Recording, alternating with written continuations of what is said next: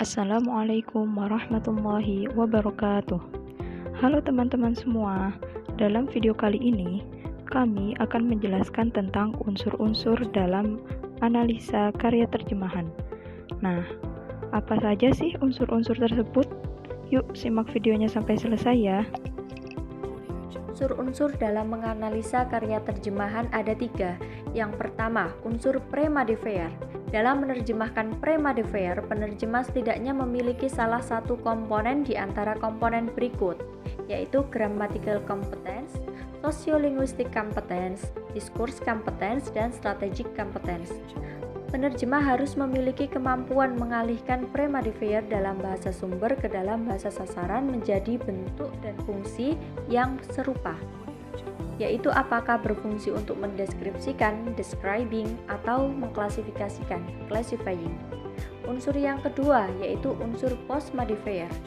Unsur postmodifier berfungsi memberikan tambahan penjelasan mengenai informasi tentang benda.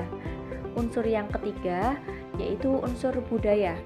Analisis karya terjemahan bisa dilakukan dengan pengecekan unsur budaya bahasa sumber digantikan dengan budaya bahasa sasaran. Dengan demikian, seharusnya penerjemah memiliki teknik adaptasi terhadap BSU dan BSA, maksudnya terhadap bahasa sumber dan bahasa sasaran. Selanjutnya, kita akan membahas tentang mutu terjemahan. Kita mengetahui bahwa setiap penerjemah itu pasti menganggap hasil terjemahannya itu baik. Namun, bukan berarti semua terjemahan itu baik. Nah, menurut Larson menyebutkan bahwa setiap penerjemah itu pasti mengharapkan terjemahannya mempunyai mutu yang baik. Nah, sekarang bagaimana penerjemah tahu bahwa ia berhasil atau tidak? Untuk mengetahui mutu dan tidaknya hasil dari suatu karya terjemahan tersebut, seorang penerjemah seharusnya merelakan karya terjemahannya itu diuji oleh siapapun. Selanjutnya, penilaian terhadap mutu terjemahan harus didasarkan pada 3 hal pokok, yaitu yang pertama ketepatan pengalihan pesan, yang kedua ketepatan pengungkapan pesan dalam bahasa sumber, dan yang ketiga kealamiahan bahasa terjemahan. Jadi, ketiga fokus tersebut lebih tepat ketika dikaitkan dengan pengevaluasian terjemahan karya ilmiah, bukan terjemahan karya sastra. Sebagaimana yang telah kita ketahui bahwasannya karya sastra itu meliputi bentuk dan makna. Jadi, hingga saat ini belum ada kriteria yang mapan untuk menilai terjemahan suatu karya sastra. Bahkan, menurut Nababan, ada pendapat yang mengatakan bahwa karya sastra seperti puisi tidak mungkin bisa diterjemahkan. Nah, ketika puisi itu sendiri tidak bisa diterjemahkan, lalu bagaimana mungkin bisa dibentuk kriteria dalam menilai mutunya? Selanjutnya kita akan membahas tentang kualitas terjemahan. Sebagai sebuah produk, terjemahan tentunya mempunyai tingkatan kualitas yang bisa ditentukan oleh berbagai aspek. Pada umumnya, kualitas suatu terjemahan bisa diukur dengan 3 aspek, yaitu keakuratan, keberterimaan, dan keterbacaan dari terjemahan tersebut. Yang pertama adalah keakuratan.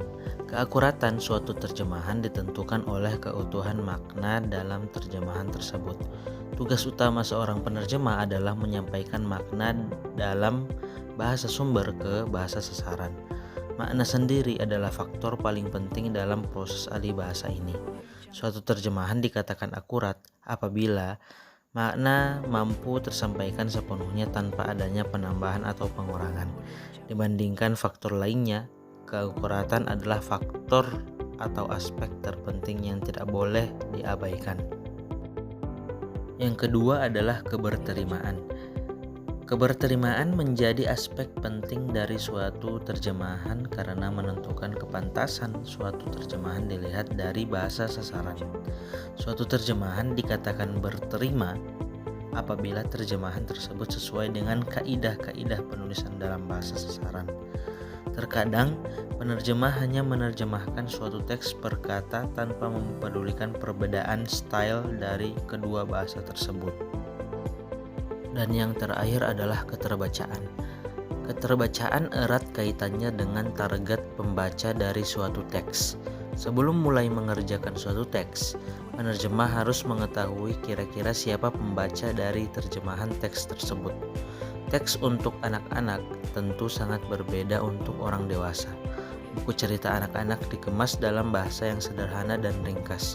Selain itu, penggunaan istilah yang tidak umum juga dihindari. Suatu terjemahan harus mudah dibaca dan dipahami oleh target pembaca. Ketiga faktor tersebut harus ada dalam suatu terjemahan. Kualitas terjemahan sangat ditentukan oleh ketiga hal tersebut. Ya, itu dia materi yang dapat kami sampaikan. Kami memohon maaf jika ada kesalahan atau kekurangan dalam presentasi kami. Semoga Allah selalu memberikan petunjuk kepada kita. Assalamualaikum warahmatullahi wabarakatuh.